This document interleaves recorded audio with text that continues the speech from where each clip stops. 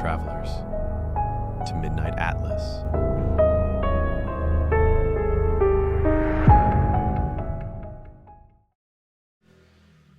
Have you ever really thought about how something fictional, like something just made up on an internet forum, could, explode beyond the screen?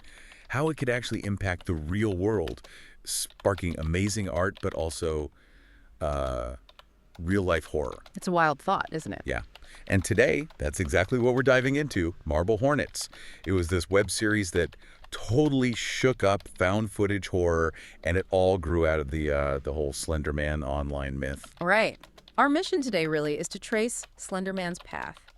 From that initial forum post to becoming this global thing, we'll dig into Marble Hornets, how innovative it was, and then, well, the tough part, how these stories bled into reality in some really disturbing ways. Yeah, so you'll get the full picture, basically, how this digital folklore and the real world collided. There are some surprising bits in here, for sure. Definitely. And it raises some big questions. Okay, so to really get Marble Hornets, we have to start at the beginning, with Slender Man himself. He wasn't dug up from some ancient myth or anything.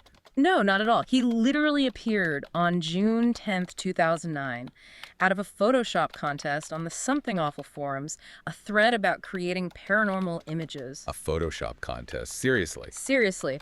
A user called Victor Surge, real name, Eric Knudsen, posted these two black and white photos, kids, kind of grainy, and in the background, this tall, thin, spooky figure. Just the images. Well, that was the core, but what really made it take off were these little text snippets he added, like captions almost, framed as if they were real historical notes or witness accounts. Okay. Like those quotes. Yeah.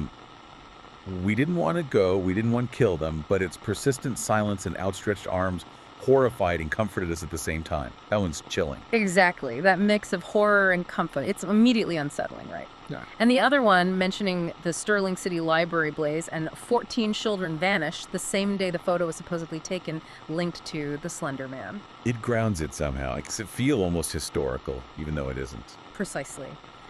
That vague historical feel, combined with the psychological weirdness, that's what launched it. From those two posts, the whole legend just grew. So the basic look is tall, thin, featureless white face, black suit. That's the most common depiction, yeah. Super tall, unnaturally thin. And then the abilities. Sometimes tentacles or just unnaturally long arms. He hangs out in forests, abandoned places. Oh, and he can teleport. Standard creepy stuff, but combined, it works. And there's this slender sickness, too. Mm-hmm. The idea is just being near him makes you physically and mentally ill. Paranoia kicks in fast, nightmares, delusions, even nosebleeds, apparently. What's fascinating is that there's no official story, right? No single canon. Not really, no. That's key. His look, his motives, what he actually does. Yep. It all changes depending on who's telling the story, which, is exactly how real folklore works. It's like a collective creation. Totally. Knudsen himself said he pulled ideas from all over. Stephen King's The Mist, Shadow People, weird urban legends like the Mad Gasser of Mattoon, even horror games like Silent Hill. You can see the threads there. And older stuff, too, like fairies. Yeah, there are parallels drawn to old European folklore. Fairies being these otherworldly beings, kind of vague-looking, stealing kids, mysterious motives. And apparently there's this German legend of Der Grossmann, the tall man, from like the 16th century. Huh. So why did this particular monster stick so hard, especially now in the internet age? Well, partly because it's like traditional folklore. It was made by a community, it changes with each telling, and the storyteller adapts it. That lack of a hard story, the mystery, it made it super easy for others to jump in, add their own spin, create their own stories. That's how the whole Slenderverse community started. And it taps into modern fears, too, maybe. I think so, yeah. Like the feeling of always being watched online, constant connection, but also unknown observers. That fear of the unknown, even when we're drowning in information. One of the Marble Hornets guys, Troy Wagner, said something about that, didn't he? He did. He observed that people basically shape Slender Man into whatever scares them the most. It's a mirror, in a way. Which is maybe why people started blurring the lines, thinking maybe he could be real. Exactly. Even knowing the origin, that Photoshop contest, the storytelling was so effective, the community so engaged, that the possibility, however faint, felt present. Okay, but if it's like folklore, created by everyone, what about copyright? That seems messy. It is messy. Surprisingly, he's not public domain. Eric Knudsen, Victor Surge, is acknowledged as the creator. But here's the twist. A third party holds the rights for film and TV adaptations. Really?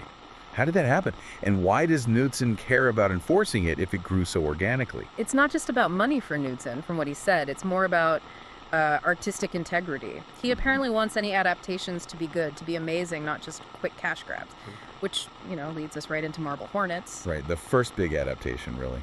And one of the best, many would argue. Created by Troy Wagner and Joseph Delage in 2009, get this, just 10 days after Slender Man first appeared on Something Awful. 10 days. Wow, they move fast. Incredibly fast. They saw the potential in the mythos, saw how easy YouTube made production, and they just went for it. The budget was tiny, like $500 to start. And didn't they plan it out really simply? Yeah, the story goes they used 26 flashcards to outline the first 26 episodes, just basic plot points. They filmed it down in Alabama.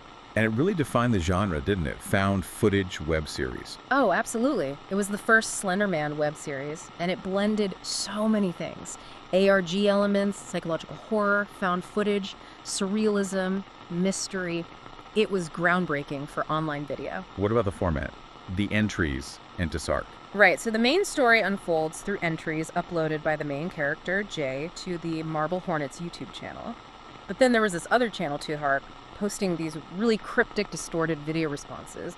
It felt like someone or something was watching Jay and interacting with the audience indirectly. And the uploads weren't regular, were they? No, very random. Videos could be a minute long or 15 minutes. It added to that found footage realism. Like you were uncovering these tapes piece by piece. The cast was tiny, basically just Wagner, Delage, Tim Sutton, Brian Haight. And the operator? Their version of Slender Man? How did they do that on no budget? Super low tech. It was usually Joseph Delage himself wearing pantyhose over his head and duct-taped flip-flops to make him look taller. They kept it secret for ages to maintain the mystery, that fear of the unknown. Flip-flops. That's brilliant. And the editing. All DIY too. Pretty much. Standard software like Sony Vegas, Adobe Premiere, filmed on a basic Sony Handycam and that signature distorted audio. Tim Sutton apparently created that using a homemade synth, literally bending the circuit. Incredible resourcefulness. So let's walk through the story. How did it unfold across the seasons? Okay, season 1, that's 2009-2010. It starts with Jay Merrick, played by Troy Wagner. He gets a bunch of tapes from his friend Alex Crayley at Joseph Delage, who was working on a student film called Marble Hornets. Alex acted weird, told Jay to burn the tapes, then disappeared.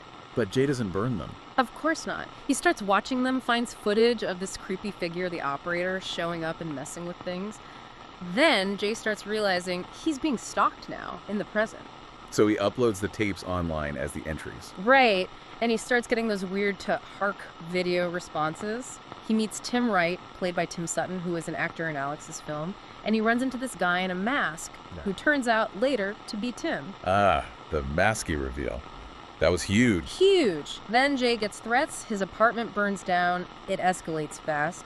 He finds a tape showing Alex and his girlfriend Amy being attacked by the operator. That pushes Jay to actively search for Alex. Okay, season 2, what happens then? Season 2, 2010-2011, it jumps ahead 7 months. Jay wakes up in a hotel, no memory of how he got there. He's got a chest camera on. He meets this woman, Jessica Locke, also has amnesia. Then she vanishes. More mystery, more lost time. Exactly. Jay finds footage from those missing months. Turns out he'd teamed up with Alex for a bit to find Amy. He also sees Tim, masked, and this other figure in a hoodie that's Brian Thomas trying to kill Alex. And worse, he sees footage of Alex killing some random guy. Alex is really going off the rip. Completely. We learn Jessica was Amy's friend, just got dragged into it all. Alex eventually lures Jay and Jessica into the woods, tries to kill them, but Masky Tim attacks Alex, letting Jay and Jessica escape. But they lose their memories again. Jay realizes Alex is dangerous, but still feels he needs answers. Man, the memory loss is brutal. Okay. Season 3, the final stretch. Season 3, 2012 to 2014. This is where things get really intense. Jay tracks down Tim. Tim claims he doesn't remember anything from the past encounters, but eventually agrees to help Jay. He reveals he'd been in a mental hospital before, plagued by hallucinations caused by the operator. Medication kept him blocked. But the operator keeps showing up. Constantly. Jay starts having hallucinations too. Then the hooded man Brian steals Tim's medication. Things get worse. Footage reveals Tim and Brian were somehow involved in Jessica's disappearance earlier. Oh, wow. So Tim wasn't entirely innocent. It's complicated. Jay confronts Tim, there's a fight. Brian actually helps Jay escape Tim. Yeah. Jay finally finds Alex on this abandoned college campus. Alex just shoots him. Jay dies, the main character. Yep, shot by Alex. And then the operator takes his body, just gone. Tim is left alone. Yeah. He finds out Brian is the hooded man, then sees Brian fall to his death during some kind of struggle. So it's just Tim versus Alex at the end. Pretty much. Oh. Tim confronts Alex. Alex confesses everything, killing Amy. 2 other people connect to the original film crew, Seth and Sarah. He says his plan is to kill Tim, then himself, to basically wipe out everyone who encountered the operator. Desperate. Totally. They fight. Tim manages to stab and kill Alex. And again, the operator takes the body. So how does it end for Tim? Well, Tim finds Jessica. Turns out she survived her encounter with the operator, and Tim had hidden her away. He lies to her about Jay, gets rid of his mask, and just drives off. The final shot is a text card saying, "Everything is fine," but you hear sirens in the background. Ambiguous. Leaves you wondering. Very ambiguous. Is he okay? Are the police coming for him? It's deliberately uncertain. Okay, let's quickly recap the main players then. Jay Merrick, main guy, season 1, investigator, killed by Alex. Timothy Wright, or Tim Sutton, starts as Maskey, becomes the main focus in season 3, takes over the channel, survives. Alex Crowley, original director, becomes the main villain, killer, killed by Tim. Brian Thomas, actor, becomes the hooded man, part of Traithark, helps J-Tim sometimes, dies in a fall. Jessica Locke meets Jay in season 2, caught in the middle, survives. Traithark. Mysterious group sending videos, seems like their main goal was revenge on Alex. Brian and Tim were definitely part of it. And the operator, the Slender Man figure, causes sickness, hallucinations, memory loss, messes with cameras. Tim encountered him first. That symbol, the circle with the X through it, that came from Marble Hornets, right? Yes, that operator symbol became intrinsically linked with Slender Man because of the series. And the reaction to the show was pretty great, wasn't it? Overwhelmingly positive, yeah. Critics and fans loved how well it was put together, especially on no budget. How genuinely scary it was without relying on jump scares constantly. It got compared to other big web things like Lonely Girl 15. It did. Got listed in top 10 horror fan films. Even Roger Ebert tweeted about it in 2014, which is pretty huge recognition. Wow, Ebert. Yeah. Bloody Disgusting called it a landmark in online entertainment. It really spread through word of mouth, people dissecting episodes on forums, trying to piece it all together like Jay was. The Kickstarter success showed that dedication too. $8,000 goal, raised over $72,000. That's nuts. It really speaks to the fan base they built. And it didn't just end there. It kicked off the whole Slenderverse, right? Other series inspired by it. Yeah, things like Everyman, H.Y. Brid, Tribe 12, and the Marble Hornets creators themselves made sequels or related series. Clear Lakes 44, ECKVA. And there's a new one announced, Marble Hornets, Rosswood, coming in 2025. It branched out beyond YouTube, too. There was a movie. There was. Always watching. A Marble Hornets story in 2015. Oh, yeah. Critically, not well received. It wasn't a direct sequel, more set in the same world, but fans mostly disliked it. But they did help with the video game. Yes, Slender, The Arrival from 2013. The Marble Hornets team actually helped write the script for that one, which was generally better received. And graphic novels. And a behind-the-scenes book. Yep, 6 graphic novels written by Troy Wagner himself, continuing or expanding the story. And that book, Marble Hornets, No More Tapes, raised a ton on Kickstarter, over $100,000, shows the lasting interest. Okay, so the series was huge, influential, but then we get to the really dark side, the real-world impact. Yeah, this is where it gets incredibly tragic. The Waukesha stabbing, May 31st, 2014. Just hearing the name is chilling. It is. 2 12-year-old girls, Morgan Geyser and Anissa Weir, lured their friend, Peyton Lutner, also 12, into the woods in Waukesha, Wisconsin. And they stabbed her 19 times. 19 times by 12-year-olds. It's unbelievable. And the motive? They told police they did it to appease Slender Man, to become his proxies or servants. They believed he was real and that if they didn't kill their friend, he would harm their families. Prove he was real by killing someone. Yeah. It's just twisted logic fueled by delusion. And Peyton, the victim. Miraculously, she survived. She crawled out of the woods. A cyclist found her. She needed 6 hours of surgery. One stab wound missed a major heart artery by less than a millimeter. Unbelievable strength. I heard she wants to go into medicine now. That's right. An incredible outcome from such horror. Though the trauma lingers, she apparently still sleeps with broken scissors nearby. Understandable. And the girls who did it? Geyser and Weir. Morgan Weiser was diagnosed with early-onset schizophrenia. She'd apparently been having hallucinations, ghosts, seeing colors melt, hearing voices for years. She talked about Slender Man, but also Voldemort and Ninja Turtles. It was clear she was profoundly unwell. So treatment rather than prison. Yes. She was sentenced to 40 years to life in a state mental health facility. She'll be under supervision until 2058. There was news recently, She identifies as male now and actually just got approved for conditional release in July 2025, which is quite recent. And it is weird. She seemed to show more remorse during questioning. She was sentenced to 25 years to life, also under institutional supervision, but she was released conditionally in 2021, living with her father. She'll be supervised until she's 37, around 2039, with very strict rules about internet use, no social media. This event must have sent shockwaves, a moral panic. Oh, absolutely, nationwide. The local police chief called it a wake-up call for parents about the dangers online. An FBI agent called the internet a black hole for kids. Lots of fear and confusion. Were there other incidents linked to Slender Man? There were reports. A girl in Cincinnati attacking her mother with a knife. Another girl in Florida setting her house on fire. Both allegedly linked to Slender Man. And really sadly, on the Pine Ridge Indian Reservation in 2015, Slender Man was mentioned as an influence during a spate of youth suicides, sometimes connected to a traditional Lakota figure, a suicide spirit, or big man. How did the online community, the creepypasta creators, react to Waukesha? The creepypasta wiki site was blocked in Waukesha schools, understandably. Eric Knudsen expressed his condolences. But the broader community really pushed back against the idea that the fiction was to blame. They stressed it's just stories, not instructions. They even did a charity stream to raise money for Peyton Leutner. Did the stabbing change how people saw Slender Man? It seems like it did. His overall popularity dipped, and interestingly, more benevolent portrayals started showing up online. Like Slender Man as a protector of bullied kids, or sometimes having a daughter named Skinny Sally, almost like fans were trying to detoxify the character, separate him from the real-world violence. But Hollywood still tried to cash in, didn't they? The 2018 movie. Yeah, the Slender Man movie. That got huge backlash. People felt it was exploiting the Waukesha tragedy. Anissa Weir's father publicly called it extremely distasteful. It bombed at the box office, got terrible reviews. Some theaters in Wisconsin refused to even show it. Still, the character keeps popping up. Minecraft. Yep.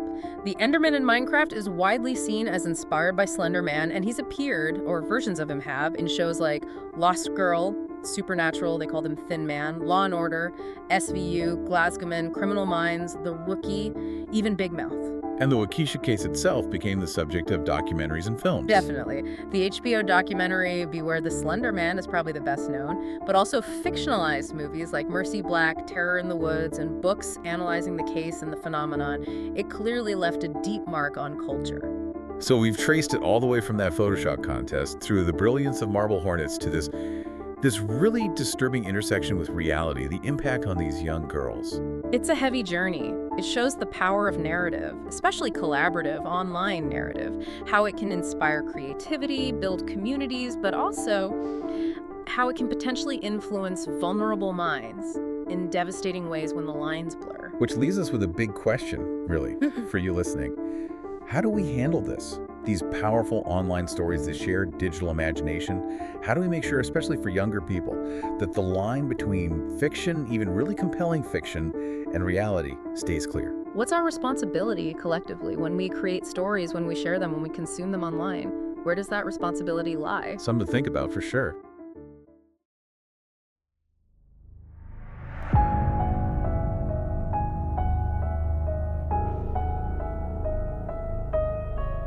You have been listening to Midnight Atlas.